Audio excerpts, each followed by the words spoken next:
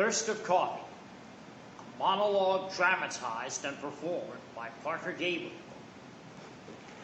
I like to drink coffee, which I will guzzle.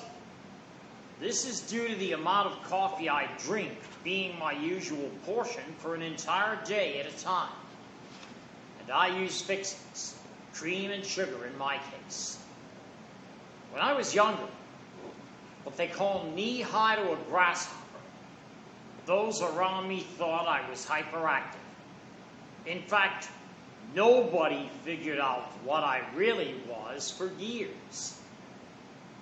Phenobarbital was supposed to have calmed me down and helped me focus. But it had a paradoxical reaction on me. Household lore has it that it actually made me more jumpy, not less as it should have.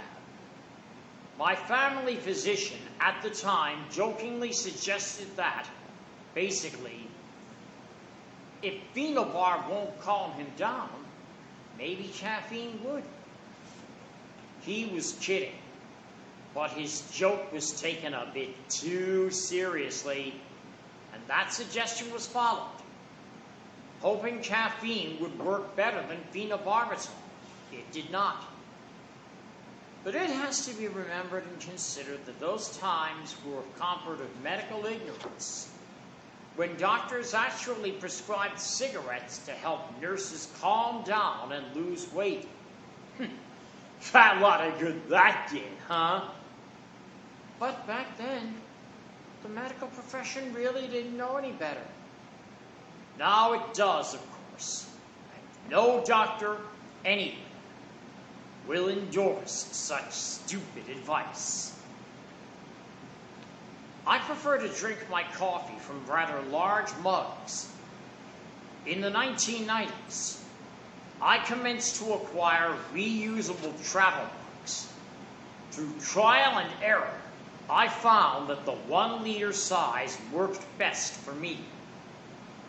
I engaged in this trial and error as one of the workers, paid by the piece, in a sheltered workshop, where what we did was technically a work activity, not a real job.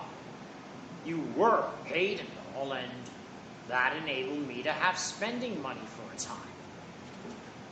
Its Ron Street location could be reached by means of SEPTA Route 28, an east-west bus route intersecting Roosevelt Boulevard. A Wawa food market once stood there. I used to get breakfast there before reporting for work. Then as now, Wawa sold reusable coffee travel mugs that held 20 ounces of coffee at a time. But for a while, I actually used colossal travel mugs with a 64-ounce capacity. That was too much, and those mugs were unwieldy and prone to spilling.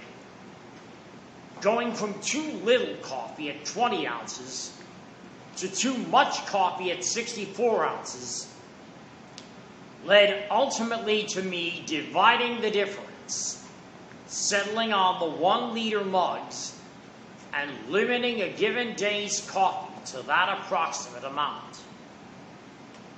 At first, I shopped for the 1 liter travel mugs in brick-and-mortar stores like Walmart. Later, I also did so online. They were easier to find in stores then, but they are less so now. And one manufacturer, Bubba Keg, is almost out of business. Now watch as I actually prepare a given day's coffee.